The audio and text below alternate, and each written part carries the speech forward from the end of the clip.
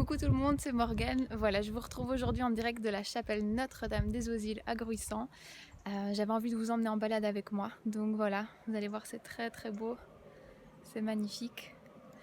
Et quand on sera tout en haut, je vous parlerai de qu'est-ce qui me fait vibrer, comment savoir c'est quoi mon truc à moi, comment savoir ce qui me fait vibrer. Tout simplement, c'est une question que vous vous posez beaucoup et je suis contente de pouvoir y répondre.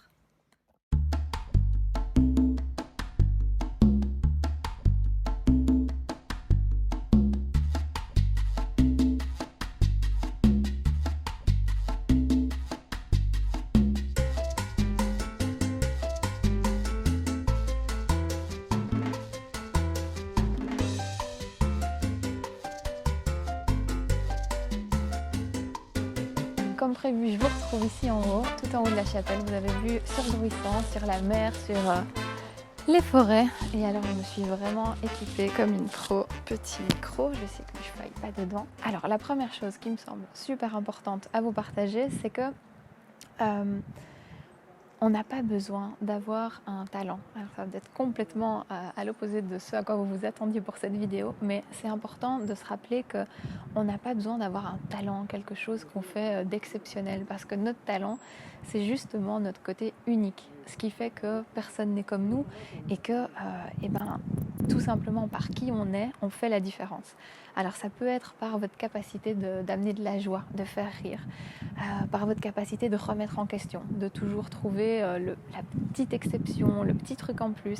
Ça peut être par votre capacité de rétablir une ambiance d'harmonie, ça peut être tellement de choses, ça peut être toutes les choses que vous êtes sans vous en rendre compte. Et c'est exactement ça qui se passe, c'est que c'est tellement inné chez nous qu'on a l'impression que c'est rien du tout. C'est là que vous devez regarder parce que c'est qui vous êtes profondément, sans faire d'effort, juste comme ça en vous levant le matin.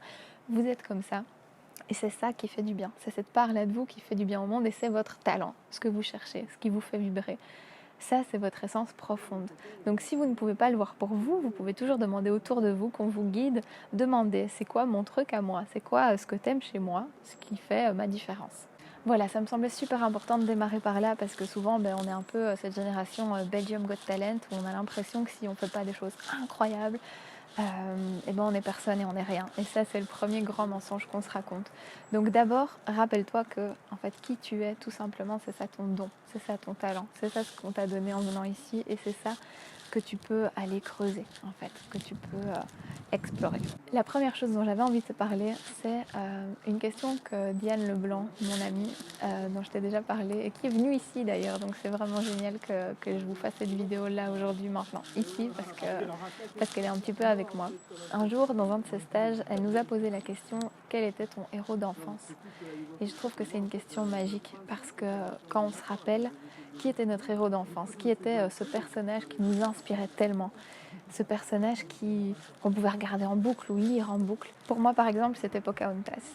Pocahontas, elle incarnait pour moi la liberté de suivre son cœur malgré ce qui était le choix rationnel, la liberté de suivre son intuition, la connexion à la nature, aux animaux. Et déjà toute petite, j'en étais tellement fan, toute ma chambre était tapissée Pocahontas. Et je sais que dans ma vie d'aujourd'hui, ça me fait vraiment du bien quand je recontacte, quand je me reconnecte à ce qui m'inspirait chez elle. C'est vraiment là que je suis le plus heureuse. Et donc j'ai envie de te poser la question à toi. C'était qui ton héros d'enfance? C'était quoi qui t'inspirait chez lui? Et comment dans ta vie de tous les jours tu ramènes ça dans le quotidien? Ça peut être à ton boulot, dans ta famille, dans ta manière de vivre ton quotidien. Comment est-ce que tu ramènes ce héros qui t'inspirait dans ton quotidien, dans ta vie de tous les jours, tout simplement. Une deuxième piste que j'ai envie de te donner, c'est de réfléchir à quel était ton rêve quand tu étais enfant. C'était quoi les rêves que tu faisais? Tu sais, quand on est enfant, on n'a pas toutes les limites de notre esprit, de ce qui nous semble possible et impossible quand on est adulte. On est beaucoup plus innocent et peut-être beaucoup plus sage. On croit que tout est possible encore. Et c'est là qu'on a en fait une créativité incroyable, qu'on a envie de faire des choses énormes, on a vu des enfants qui ont pensé à ce qu'ils pourraient faire pour aider les gens qui sont à la rue. Ça peut être aussi avec les animaux, ça peut être avec tellement de choses. Mais quand on est enfant, on rêve et on s'autorise à rêver grand. Donc j'ai envie de te poser la question, c'était quoi ton rêve d'enfant? C'est quoi qui te traversait et que tu aurais eu envie de mettre en place? Et de nouveau, comment dans ta vie de tous les jours, aujourd'hui, tu peux prendre un petit peu de ça et en rajouter? Parce que l'enfant, il est toujours là, il est toujours en toi, il vit en toi et il a besoin, il a encore ses aspirations profondes et il en a vraiment besoin dans sa vie de tous les jours. Donc comment est-ce que tu peux, toi, l'adulte, lui donner ça? Reconnecter à ces rêves que tu avais, à ce que tu avais envie de faire pour le monde, pour tes proches, pour tes voisins, peu importe, mais de quoi est-ce que tu rêvais? Qu'est-ce que tu aurais aimé faire? Et comment tu peux ramener ça dans ton quotidien? C'est comme la première clé, ça se rejoint vraiment. C'est comment je peux prendre ce qui m'inspirait en étant enfant et le ramener dans ma vie d'adulte.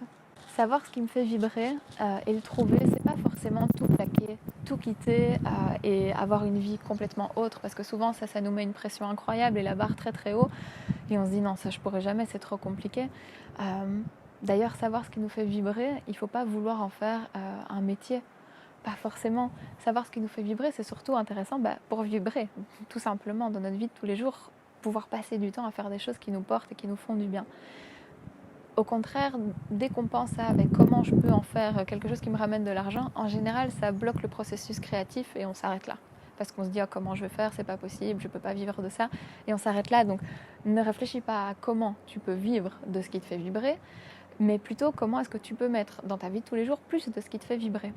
Et donc c'est là où je suis aujourd'hui, dans mon job que j'ai aujourd'hui, dans ma situation actuelle, comment est-ce que je peux ramener, comment est-ce que je peux être pleinement qui je suis.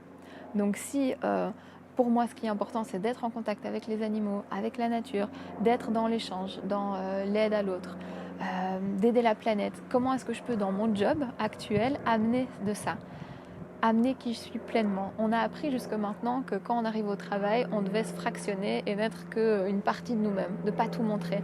Mais ça, c'est dépassé. Maintenant, il y a de plus en plus d'entreprises qui s'ouvrent au fait qu'elles ont des personnes uniques avec des facettes très différentes et très complémentaires et qu'au plus elles vont autoriser à ramener ça dans le boulot, au plus ça va être riche pour l'entreprise et pour ceux qui y travaillent. Et même si ton entreprise n'est pas encore là-dedans, peut-être que tu peux être la première personne à ouvrir ces portes-là chez eux. Donc réfléchis vraiment à comment est-ce que tu peux amener qui tu es pleinement dans ton boulot. Pour ne pas faire une scission, ça c'est le boulot, ça c'est chez moi. Comment est-ce que je peux faire bouger les choses? Tu sais, si tout le monde s'était toujours dit « non mais c'est comme ça ne peut pas être autrement, il fonctionne comme ça c'est pas possible », alors on n'aurait jamais évolué. Il y a toujours eu une première fois, il y a toujours eu une personne qui a amené une idée, qui a proposé de faire différemment. Et cette personne, ça peut tout à fait être toi. Et ça peut changer ton quotidien. Donc, ce que je veux te dire avec cette dernière clé, c'est il ne faut pas forcément bouger. Changer d'endroit, changer de boulot, ce n'est pas forcément la solution. On peut aussi se demander, là où je suis aujourd'hui, comment est-ce que je peux amener qui je suis pleinement. Prends le temps de te reconnecter à cet enfant. Rappelle-toi, qu'est-ce qu'il aimait faire? À quoi il aimait passer son temps? Qu'est-ce qui était important pour lui? Tout était déjà là, à ce moment-là. Je te jure que souvent, on a l'impression que c'est compliqué de trouver c'est quoi notre truc à nous, ce qui nous fait vibrer.